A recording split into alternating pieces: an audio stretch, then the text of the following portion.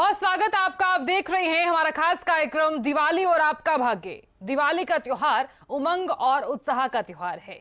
इस दिवाली पर क्या कहता है आपका भाग्य? कौन सी राशि के लिए दिवाली कितनी ज्यादा खास रहेगी? मां लक्ष्मी की आप पर कितनी कृपा रहेगी, जानेंगे पंडित आचार्य धनंजय तिवारी जी से। पंडित जी, बहुत स्वागत आपका। धन्यवाद, नमस्कार। पंडित जी, दिवाली है और ऐसे में हिंदुओं का विशेष त्योहार है, तो सबसे पहले हमारे दर्शकों को बताइए कि तमाम राशियों के लिए त्योहार कितना ज्यादा खास रह सकता है, क्या कहता है भाग्य?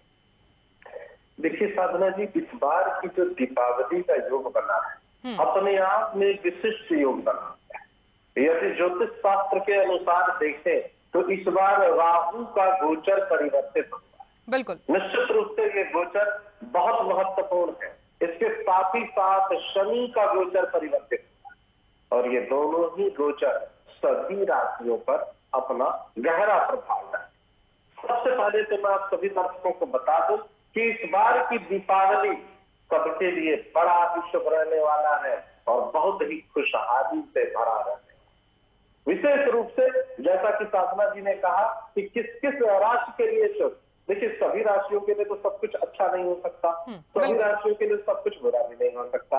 विशेष रूप से तुला राशि की यदि बात करें, कन्या राशि की यदि बात करें और मीन राशि की यदि बात करें तो विशेष फलदायी हो जाएगा। यदि हम ये कहें कि आचार्य जी आपने कहा इनके लिए विशेष फलदायी है, तो क्या बाकी के लिए कष्टकारी है? ऐसा नहीं है। कुछ विशिष्ट फल इनको अलग से विशेष रूप से महसूस होगा। इसके साथ ही साथ जैसा कि मैंने कार्यक्रम में आरंभ में ही कहा कि इस बार की दीपावली बहुत ही शुभ रहने वाली है। लगभग सभी राशियों के लिए ऐसा बहुत कम होता है, जबकि पीछे चंद्र ग्रहण का भी योग लगा था, इसके बाद राहु का भी गोचर परिवर्तित हुआ था, शनि का भी गोचर परिवर्तित हुआ था और इस बार की जो अमावस्या की स्थिति बनी है वो दोपहर से बनी है, लगभग 2:44 के बाद से, और लगातार अगले दिन भी बनी हुई है। ऐसे में आपको संशय नहीं रखना है। कई जातकों के मन में यह भ्रम भी है साधना जी कि दीपावली कब मनाए, उदय तिथि के अनुसार तो अगले दिन पड़ रही है, पर ऐसा नहीं है। ये जो त्योहार है मध्य रात्रि का त्योहार है। जैसा मैं सब कहता हूँ, कुछ पर्व कुछ त्योहार उदय तिथि के अनुसार मनाए जाते हैं, कुछ त्योहार ऐसे होते हैं जो रात्रि में, क्योंकि अमावस्या देखना है और दीपावली रात्रि का त्योहार है, उदय तिथि के अनुसार नहीं मनाया जाता है। जब अमावस्या रात्रि में मिले ताकि निशा काल की पूजा हो सके, संध्या काल की पूजा हो सके। ये ब्रह्म मुहूर्त में सूर्योदय के समय पूजा करने वाला त्योहार नहीं है, इसलिए इसमें भ्रमित नहीं होना है। आपको अंग्रेजी तिथि के अनुसार 12 तारीख को ही मनाना है।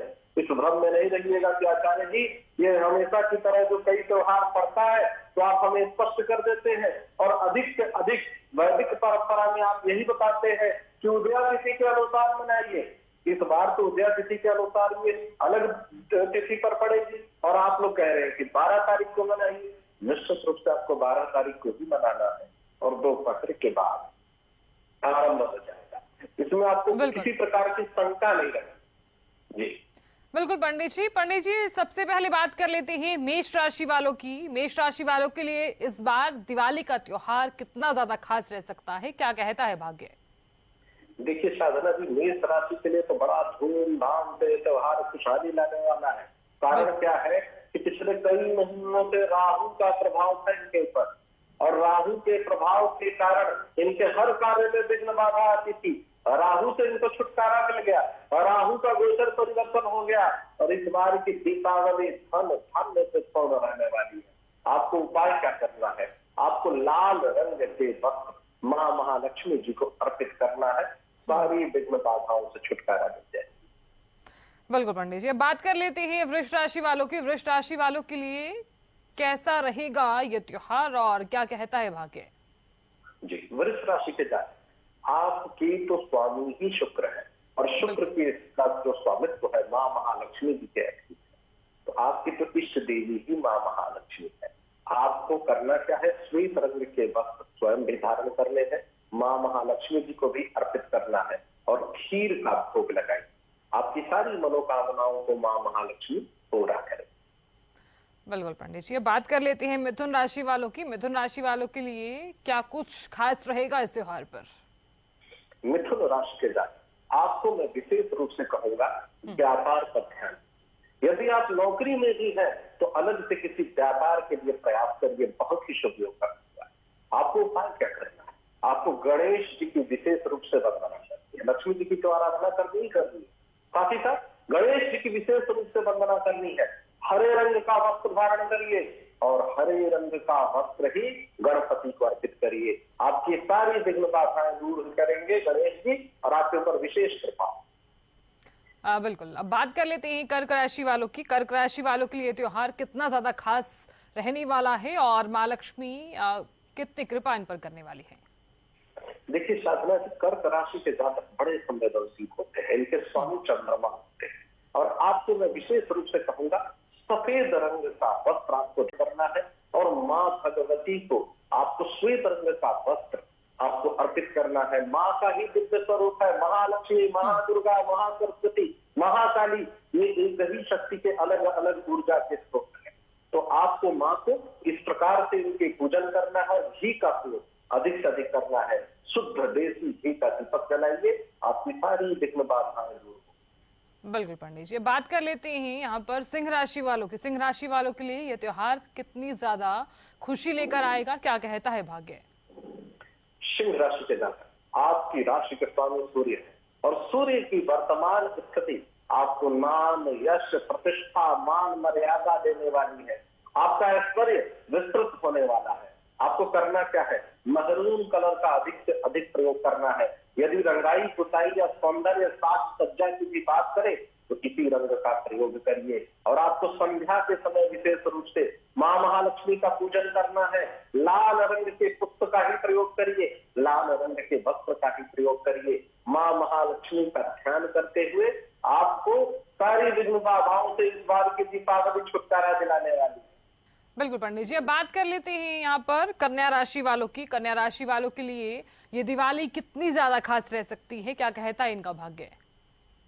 देखिए साधना जी, कन्या राशि के जातक को मैं विशेष रूप से कहूंगा वाणी पर ध्यान रखिएगा और आपको किसी बात की चिंता, फिक्र, परवाह नहीं करनी। बुध आपकी राशि के स्वामी है और गणेश जी की विशेष रूप से वंदना करनी है। आपकी राशि का स्वामित्व गणपति को है।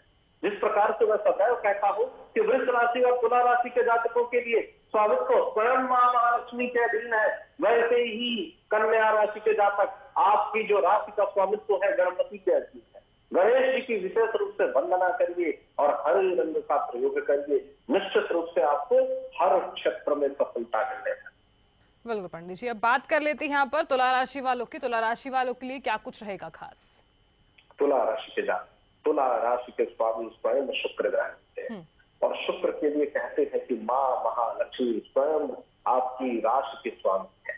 आपको माँ महालक्ष्मी का विशेष रूप से पूजन करना है, घी का दीपक जलाइए और ऐश्वर्य के साथ आपको भक्ति के साथ पूजन करना है। ऐश्वर्य से मेरे कहने का मतलब है यथासंभव जितना हो सके रेशम के वस्त्रों का प्रयोग करिए, चांदी के दीपक का प्रयोग करिए, यदि संभव हो जाए तो स्वर्ण की मूर्ति ले आइए, सोने की माँ महालक्ष्मी की मूर्ति ले आइए। जितना आपको ऐश्वर्य के साथ आप भक्ति और पूजन करेंगे उतना ही माँ महालक्ष्मी आप पर कृपा करेंगी। यदि आपके पास हीरा तो हीरे के साथ माँ महालक्ष्मी का पूजन करिए, अन्यथा स्फटिक की माला हो तो स्फटिक की माला माँ महालक्ष्मी को अर्पित करिए। यदि ये भी नहीं हो तो कमल गट्टे की माला माँ को अर्पित करिए। निश्चित रूप से आपके लिए धन लाभ का प्रबल योग बना हुआ है, आपकी सारी मनोकामनाएं माँ पूरा करें। बिल्कुल पंडित जी, अब बात कर लेते हैं वृश्चिक राशि वालों की। वृश्चिक राशि वालों के लिए क्या कुछ खास रहेगा, क्या कहता है इनका भाग्य? वृश्चिक राशि के जातक, आपकी राशि के स्वामी मंगल ग्रह। आपको करना क्या है? मंगल का जो प्रभाव है वो आपके साथ तालमेल बिठाने में लोगों को दिक्कत करता है। आपको करना क्या है? अपनी उग्रता को व्यवस्थित करना है। आपकी जो वाणी का व्यवहार है बस उस पर थोड़ा सा ध्यान देना है। इसके साथ साथ इस बार की जो दीपावली का योग बना हुआ है, लगभग 45 दिनों के अंतराल में ही मंगल का गोचर वैसे बदलेगा, आपको दिखाई देगा कि धन लाभ के प्रबल योग बने हुए हैं और आर्थिक रूप से आपकी संपन्नता बढ़ने लग जाएगी। बिल्कुल पंडित जी, अब बात कर लेते हैं धनु राशि वालों की। धनु राशि वालों के लिए ये त्योहार कितना ज्यादा खास रहने वाला है, क्या कुछ खास इनके जीवन में होने वाला है और क्या कुछ बदलाव? धनु राशि के जातक, आपकी राशि के स्वामी बृहस्पति है। आपको शुद्ध सात्विक रूप से पूजन करना है। आप ब्रह्मचर्य के नियम का पालन करेंगे, घूम शयन करेंगे, साफ सफाई का विशेष रूप से ध्यान रखेंगे। पूजा के स्थान की तो साफ सफाई होती ही होती है पूरे घर में, कहीं पर भी साफ सफाई में कोई कमी न रह जाए, श्रृंगार में कोई कमी न रह जाए, इस बात का विशेष रूप से ध्यान दीजिए और शुद्ध सात्विक रूप से पूजन करिए। आपको विशेष रूप से सिर्फ इसी बात का ध्यान रखना है, मां महालक्ष्मी की कृपा निश्चित रूप से आपके ऊपर। बिल्कुल पंडित जी, बात कर लेते हैं मकर राशि वालों की। मकर राशि वालों के लिए ये त्योहार कैसा रहेगा और कितनी कृपा मां लक्ष्मी की इन पर? देखिए साधना जी, मकर राशि के जातकों के ऊपर शनि की 7.5 का प्रभाव थोड़ा सा आपके कार्यों में धीमी गति लाएगा, लेकिन चूंकि शनि वक्री से मार्गी हुए हैं और अभी अभी शनि का गोचर बदला है, तो निश्चित रूप से इस गोचर का लाभ आपको मिलेगा ही मिलेगा। आपको मध्य रात्रि में विशेष रूप से पूजन करना है, जिसको हम लोग रात्रि का पूजन कहते हैं। और बिल्कुल जब अमावस्या अपने मूल स्थिति में मध्य रात्रि में आपको विधि विधान से पूजन करना है। नीले रंग के वस्त्र का प्रयोग करिए, नीले रंग का वस्त्र धारण करके आपको पूजन करना है। आपकी सारी मनोकामनाएं पूरी। बिल्कुल पंडित जी, अब बात कर लेते हैं कुंभ राशि वालों की। कुंभ राशि वालों के लिए ये त्योहार कैसा रहेगा और इनकी राशि क्या कहती है? कितनी कृपा मां लक्ष्मी की इन पर?